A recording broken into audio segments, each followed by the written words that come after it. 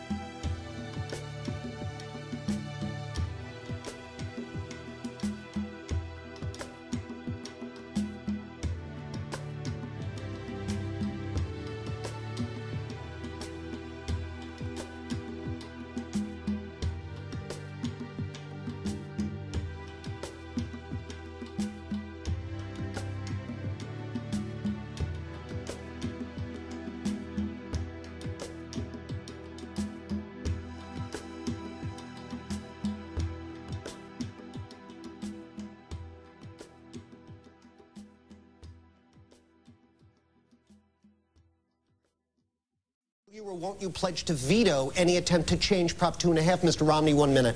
I would veto any attempt to change Prop 2.5. But taxes is a big issue, and it's one that we face in the Commonwealth right now. I was this weekend with a family in Linfield. They're having to move from their home because they can't afford all the taxes at the state level, the federal level, and the local level. We have to make sure that we roll back our taxes the way that the voters suggested and voted to do. My opponent, Shannon O'Brien, has consistently raised taxes. She's raised the sales tax, the income tax, the excise tax on automobiles, the gasoline tax. I'm sure she's going to say that she doesn't want to raise taxes. But the truth is, that's what she's done in the past. That's what she's going to do in the future if she's elected governor. This is a race about making sure that we're able to keep our tax rate down and therefore create good jobs. Jobs are the answer in Massachusetts, not raising taxes. We got to roll the tax rate back to what the voters asked for, and I'll get that done by the end of my first term. Mr. Romney. Robert Norquist here. I'm proud to be, I think I'm the first person who's thinking about an 08 raise who signed his taxpayer protection pledge not to raise taxes. That's easy. Very much and adamantly opposed to tax increases. The answer is not to increase taxes. That has a doubly negative effect. It not only is depressing to the individuals that pay higher taxes, but it's depressing on the economy. I don't believe in raising taxes, and as governor, I cut taxes 19 times and didn't raise taxes. Let's step back and talk about the first part of what you said. I was fortunate enough to be a governor that got an increase in the credit rating in my state. At the same time, we got a president who got a decrease in the credit rating of our nation. And that's because our president simply doesn't understand how to lead and how to grow an economy. I was very proud of the fact that Republicans and Democrats worked together in Massachusetts to cut spending. I came in, we had a huge deficit. I went to the legislature and I said, I want expanded powers to unilaterally be able to cut spending, not just slow the rate of growth, but to cut spending, and they gave it to me, and I did. We cut spending. Every single year I was governor, we balanced the budget. And by the end of my term, we had put in place over a $2 billion rainy day fund. That kind of leadership is what allowed us to get a credit upgrade from Standard & Poor's, and that's the kind of leadership we finally need to have in the White House. Come from Social Security. We're also on Medicare. It's a tremendous program. Yes, it is. The question to you is, what are you going to do to strengthen Social Security, Medicare, and Medicaid without cutting benefits? All right, let's get his answer. Okay, you've had your chance. Anything else you want to say? Well, I'm going to see what you're going to say. Well, I'll tell you, the way this is going to work is that you get to ask your question, I get to give my answer. If you don't like my answer, you can vote for someone else. But now it's my turn to give my answer.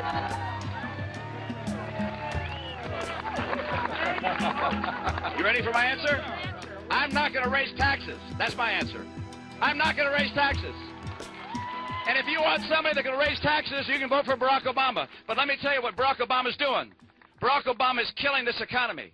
Barack Obama is why 25 million people don't have jobs and can't find jobs.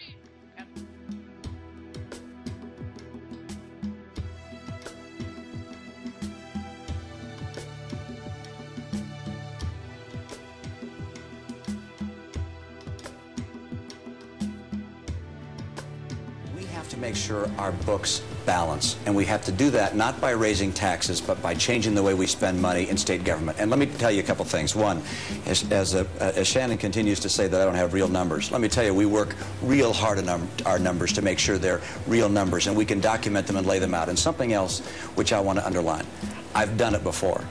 I've been in tough situations before. That's been part of my career. I've never been in a place where if you can't get the books to balance, you go out and raise taxes.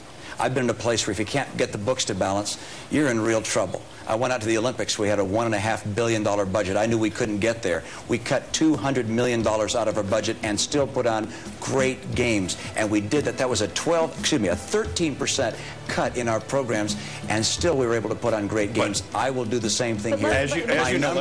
My numbers are real.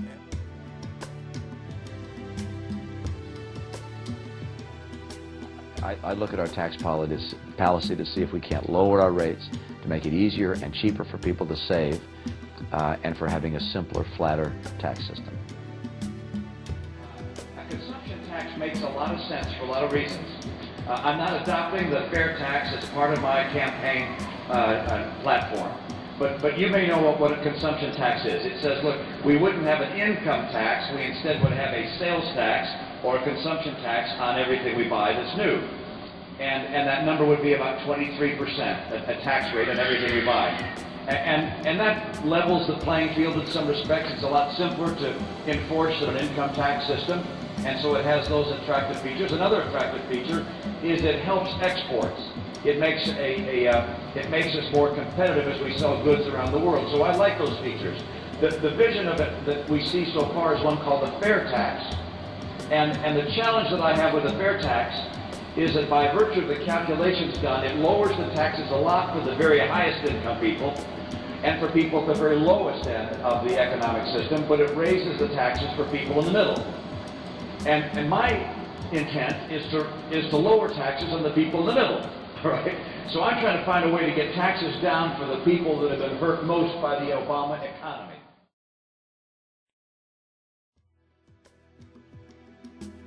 But sometime back in the 60s, there was a political philosophy which became attractive in America, which said basically that if we have a problem in this country, that government can solve it. That if we have a housing problem, why government will create public housing and solve it. If we have a crime problem, why crime is a social problem, so we'll re-engineer our society. We'll bring down the time served for certain crimes, and we'll solve the problem of crime. We'll rehabilitate criminals. If we have a problem of poverty in our country, government will focus on that problem and will solve it. Basically, the idea was that we could take government thinking, government individuals, government programs, and money, and government and money could solve all of our problems.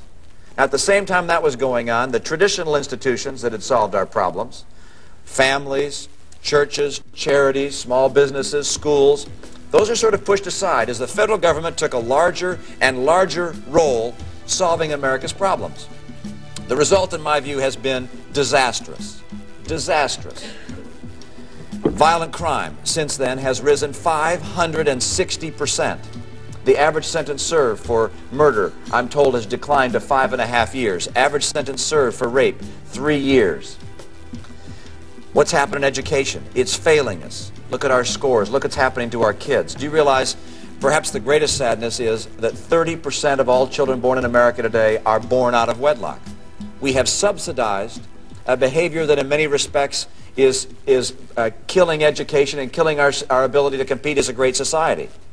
We have also, what's happened in the area of poverty? The very people we were trying to help with all these programs seem to have been most affected negatively. We've always had poverty in our country, but now people are locked in poverty, can't climb out of it. Our poverty programs have made poverty an intractable condition for millions of Americans.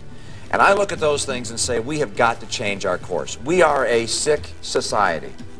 We are, from education programs, from our welfare programs, from our criminal justice programs, you look what's happening in all of those areas, and we are becoming sicker, not healthier. Mr. Romney, you've suggested that you can cut as much as $1 billion in waste, inefficiencies, and mismanagement from the state budget, and without harming services for the elderly, the poor, or children. But budget analysts like the Massachusetts Taxpayers Foundation say that figure is totally unrealistic. Can you tonight spell out even $500 million of specific cuts you would make? And if you can't, why should voters believe you? I absolutely can. And the process I'm going to begin when I'm governor is going through all of the agencies of government and doing a top-down analysis to look for opportunities for savings. And then I'm going to take my budget teams and go through all of the agencies as well, line item by line item, and build a bottoms-up review to see every place that we can take out waste, inefficiency, and fraud. And I'm convinced it can add up to $1 billion. How do we get there? Let's look at some of the things that are obvious. We've talked about combining the Turnpike Authority with the Mass Highway Department. That saves about 25, maybe as high as $50 million a year. We also look at the overhead structure we have in health care. I believe that by putting all of our employees in the state and municipalities together and having one plan that negotiates with providers, we can save hundreds of millions of dollars a year. I believe also that by streamlining our Health and Human Services Department and making our agencies more responsive to its consumers, we'll be able to save an additional $100 million. I think our drug purchasing program, particularly with a virtual formulary and an effort that's been used in California to apply our Medicaid rates to Medicare patients, will allow us to save also in the hundreds of millions of dollars in drug costs. These things combined, and I can't in 60 seconds give you the full list, but it will add up to $1 billion if I get that time. Turn to Mr. Romney and get his input here. You have called on the current governor to call a special session. You're the governor. You call the special session tonight. What would you do to close the short $300 million gap and deal with the $2 billion deficit staring this state right in the face? Okay, a couple things. Number one, real numbers, not phony numbers, real numbers that add up. And the budget gap next year is about $1.5 billion according to the Mass Taxpayers Foundation. I think they're right. They're assuming a 4% increase in tax revenues next year. That's pretty conservative, so it's $1.5 billion. And I've come up with $1.071 billion. That's my number. Now, I haven't gotten inside yet. I'm going to keep on rattling around, hopefully get all the way there. There's some emergency things, some temporary things one can do with pension funds, with our rainy day fund, with the payout from our lottery. I don't want to touch those things, but one could do them on a temporary basis to bridge some of that gap. But is your $1 billion from education or local aid? No, it's not. Let me tell you where it is. Okay, go ahead. Is it from pensions? I'll give you the list. Is it from pensions or employee benefits? No. Is it from public safety? Why don't I give you the list? From purchasing $150 million, from the judiciary $100 million. Realize our caseload in our courts has gone down over the last 8 years, and we're spending $300 million more there. So I want to take $100 million out of patronage jobs in the judiciary. And you won't affect the criminal justice system. No, we will not affect the criminal justice. What's happening right now, Shannon, what's happening right now is that the Boston Globe reported that some 400 people have been jammed into our judiciary. This is something that for someone outside the state, you'd find it hard to believe. The legislature has jammed people into the judiciary that the judiciary didn't ask for. These are patronage hires. Those people are no-show patronage jobs. I want them out. I want more stenographers. We don't need to have a declining caseload and have our budget going up by $300 million. Where's the rest of your money? The big numbers are in Health and Human Services, where I can save $245 million by consolidating 15 agencies into 4. And then in the other agencies of government. This is a short story, but it'll give you a sense of how one can save money and do a better job for our citizens. And that's this. If Massachusetts state government were to have created a hospital, it would have a hospital for appendicitis, a hospital for broken bones, a hospital for eye problems, a hospital for heart problems. You get the idea. Each one with its own admitting department, with its own blood test laboratory, its own x-ray lab, and so forth. And if you went to get a service, you'd be told, oh, I'm sorry, you've got 2 problems, so you've got to go to this hospital here and that hospital there.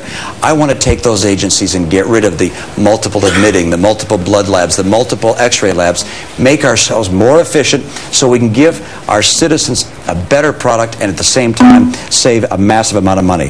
And if the legislature did not go along with your priorities, would you then be forced to raise taxes, and which taxes would you raise? Yeah, let me make this very clear. I will not, in my budget next year, have any tax increases. I will fight taxes at every turn. The problem with increasing taxes is that it puts a burden on working families.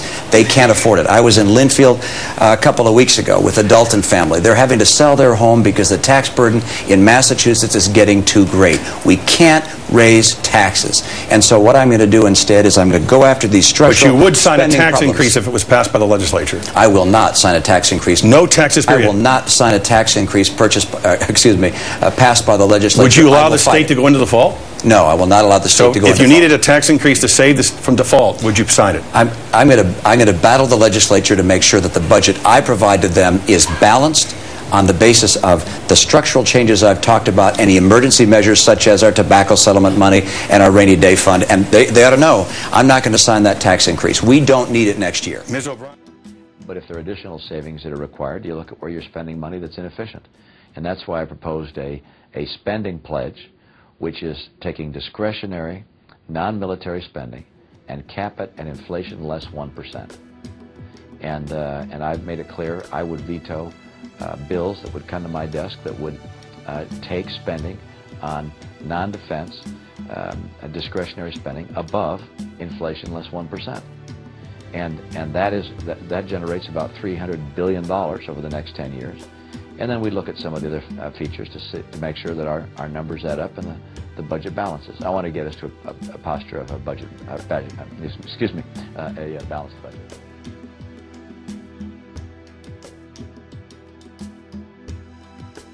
Everywhere I go, people are concerned about our welfare system, not because they think it's costing too much, and it is, but rather because they feel that it's not doing what it needs to do, and that's to bring people back into the American system and give them a hope and give them an opportunity to have their dreams fulfilled.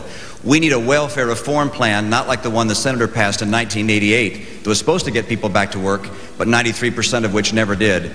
We need a new welfare reform plan that insists on work from the very beginning, one like Governor Weld's, one which also makes it easier and more attractive for employers to hire and train people who are on welfare. We need to bring work back to welfare. We have also, what's happened in the area of poverty? The very people we were trying to help with all these programs seem to have been most affected negatively. We've always had poverty in our country, but now people are locked in poverty, can't climb out of it. Our poverty programs have made poverty an intractable condition for millions of Americans. And I look at those things and say, we have got to change our course. We are a sick society. We are, from our education programs, from our welfare programs, from our criminal justice programs, you look what's happening in all of those areas, and we are becoming sicker, not healthier. And I am absolutely convinced that if we continue going down the same road with a perpetuation of the same philosophy, the same idea that government and money can solve our problems, we will only get sicker, not better. In my view, we have to take an entirely different approach.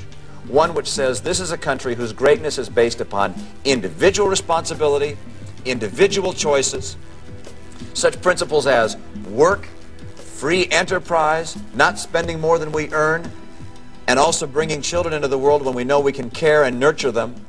These concepts have been the foundation of our greatness and should continue to be so, and we should reassert them. Now, how does that translate into issues? It says in welfare, for instance, that we do want to provide for people and help people in need and give them the temporary help they need, but its purpose is to get people back into the workforce, that work is ennobling, and that we will do everything in our power to make sure that people who are on welfare have an opportunity and an obligation to go to work. Not after 2 years, but from day one if we could, or day 90, or day 180. But as soon as we can get people back to work, we will get them in the workforce. And we'll transition our welfare payments to make sure there's an incentive to get in the workforce and you don't cut them off the day they do. You also want to make it, in my view, a lot easier and a lot more attractive for small businesses and large to hire people on welfare and to train them. That's number one.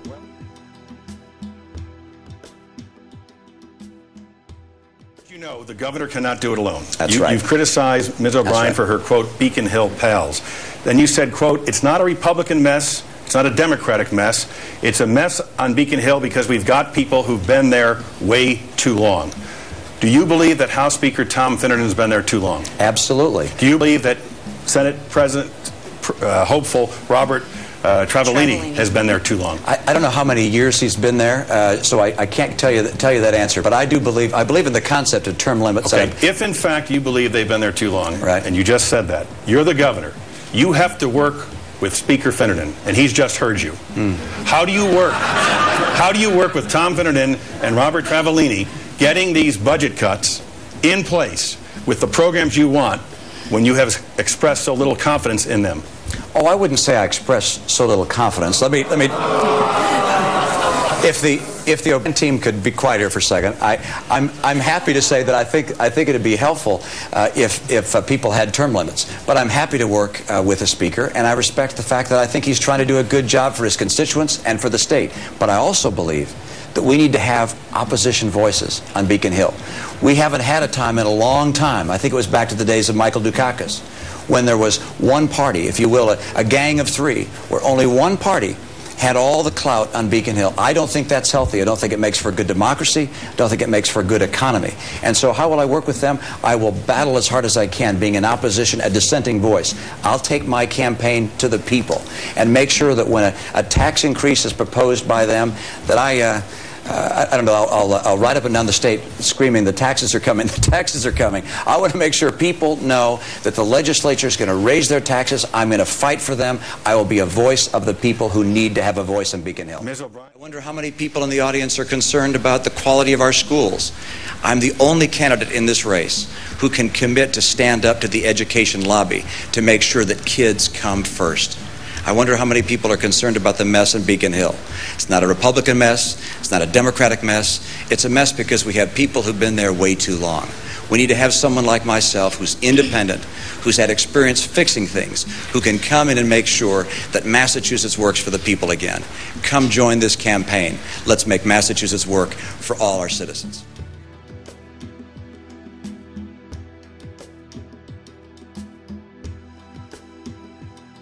Tirelessly to bring jobs to Massachusetts, to bring everything that can be brought to Massachusetts. Let me tell you, this idea of clout sometimes gets overstated.